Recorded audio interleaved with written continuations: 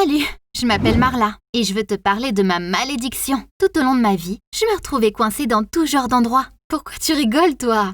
C'est une vraie malédiction. Par exemple, il y a des gens qui perdent toujours leurs affaires. D'autres n'arrivent pas à garder leurs lacets attachés. Et moi je reste coincée. Et si tu te dis que c'est pas grave, tu te trompes. Je dirais même que c'est pire que les pires films d'horreur que t'as vus. T'inquiète, bientôt, tu comprendras tout. Et d'ailleurs, abonne-toi à la chaîne si t'es intéressé par ce qu'il va se passer. L'année dernière, on a organisé une grande soirée pour fêter notre diplôme. Ouais, une soirée énorme pour tout le monde. On a loué un penthouse de luxe. J'ai passé toute la soirée à danser, à m'amuser, à bavarder avec mes potes et...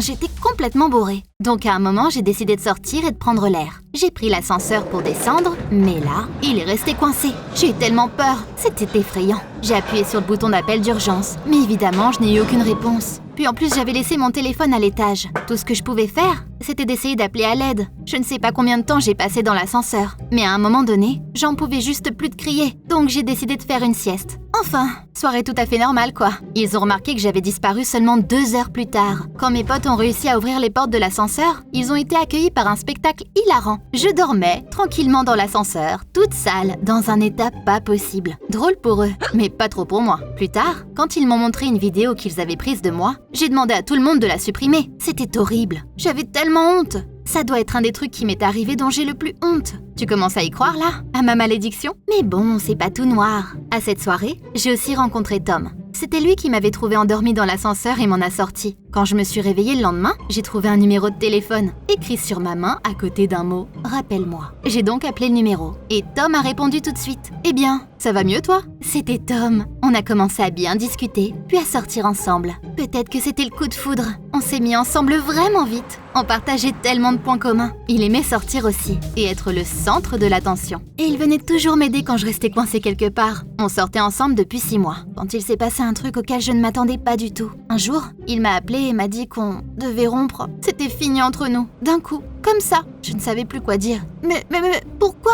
Tout ce qui est sorti de ma bouche. Tom m'a répondu qu'il avait peur de ma malédiction. Il m'a dit que s'il continue à me voir, je lui transmettrais cette malédiction d'une manière ou d'une autre. C'est quoi ce bordel? Je n'arrive pas à y croire. Tom me quittait à cause de sa superstition. Je lui ai répondu qu'il était con de croire à ça. Mais il n'a pas voulu m'écouter et il a raccroché. J'ai voulu le rappeler et l'engueuler, mais il n'a même pas répondu au téléphone. J'étais tellement énervée contre lui. Je me suis sentie tellement déprimée pendant 2 semaines. Tous les jours, j'attendais qu'il comprenne qu'il était con, qu'il vienne s'excuser. Mais il n'a jamais rappelé. Au final, je me suis un peu calmée. Mais je suis restée de mauvaise humeur pour toute la fin de l'été. Il me restait encore une semaine entière avant de devoir partir travailler. Donc pour me distraire d'une manière ou d'une autre, j'ai décidé de partir quelque part. Loin. J'ai pris le premier vol vers une petite île tropicale des Caraïbes. Et j'ai décidé que là-bas, loin de tout le monde, j'oublierais Tom. Le lendemain, j'ai donc pris l'avion et je suis partie en vacances. L'île était très loin. Et pour y aller, c'était pas une tâche facile. L'île n'avait même pas son propre aéroport. Il fallait y aller par hydravion. Mais franchement, ça en valait tellement la peine. L'île était un vrai paradis. Des plages de sable blanc immaculé, une nature tropicale et un seul hôtel sur toute l'île. Le balcon de ma chambre avait une vue imprenable sur toute l'île. J'ai senti qu'après des vacances comme ça, je rentrerais chez moi parfaitement rafraîchie. Mais pas de chance. Dès que je suis sortie de ma chambre et que je suis partie me promener, j'ai croisé quelqu'un à qui je ne m'attendais pas du tout. C'était Tom? Et le pire, c'est qu'il n'était pas seul. Mais genre, qu'est-ce qu'il faisait là, lui? Et Tom m'a vu aussi. Il s'est tout de suite énervé, est venu vers moi et a demandé « Pourquoi tu m'as suivi ?» J'étais perdue et tout ce que j'ai réussi à dire, c'est que je suis venue ici pour me reposer avant de commencer à travailler. Tom a répondu « Laisse-moi tranquille, c'est fini entre nous ». Il a pris la main de sa nouvelle copine et ils sont partis. Je l'ai regardé partir, puis j'ai commencé à comprendre. Tom ne m'avait pas quittée à cause de ma malédiction, mais parce qu'il avait trouvé quelqu'un d'autre. Et quel culot! Mais le pire,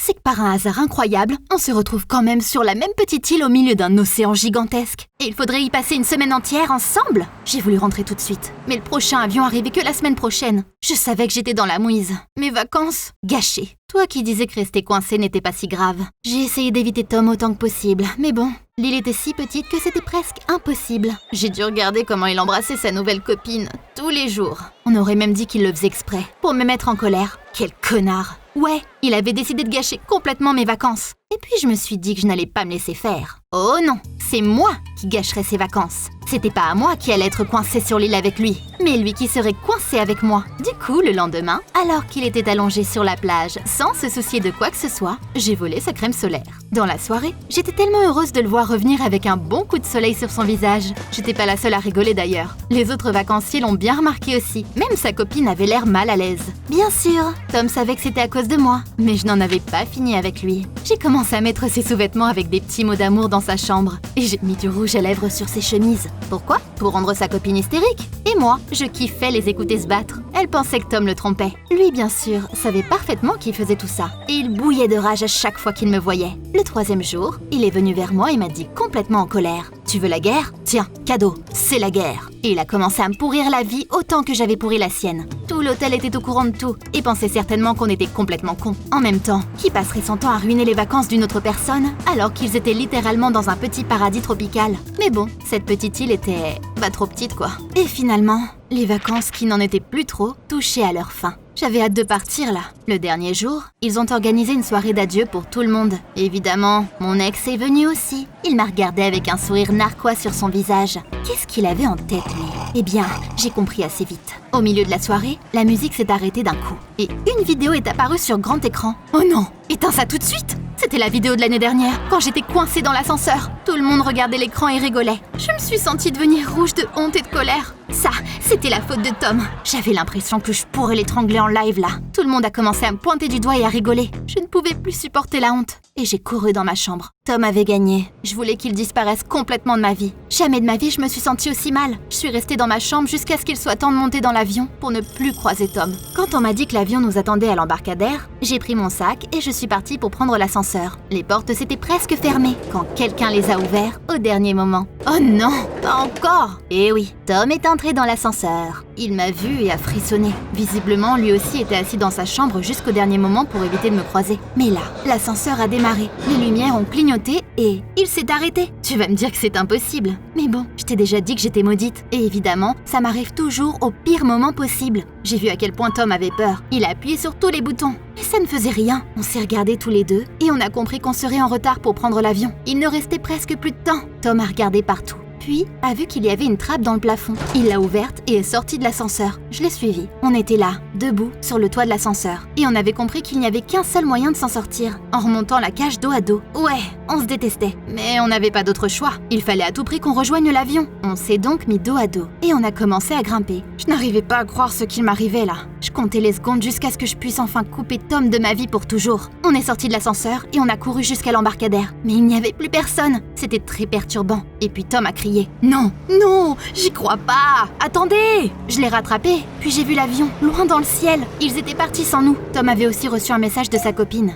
Elle lui disait qu'elle rompait avec lui. On a couru jusqu'à l'hôtel, mais on n'y a trouvé qu'une seule personne qui nous a dit que la saison touristique était finie et que tout le monde avait quitté l'île. Et aussi que la saison des pluies approchait et qu'on serait coupé du monde pendant plusieurs mois. Oui, mon histoire est l'intrigue parfaite pour un film dramatique bas de gamme. Je suis coincée sur une île pendant plusieurs mois avec la personne que je déteste le plus au monde. Et je pense aussi que Tom est convaincu que je lui ai transmis ma malédiction. Alors qu'il était juste au mauvais endroit, au mauvais moment. On ne savait pas quoi faire. À ton avis, c'est la faute de qui tout ça? Écris-moi dans les commentaires, parce que c'est mon seul divertissement sur cette île maudite.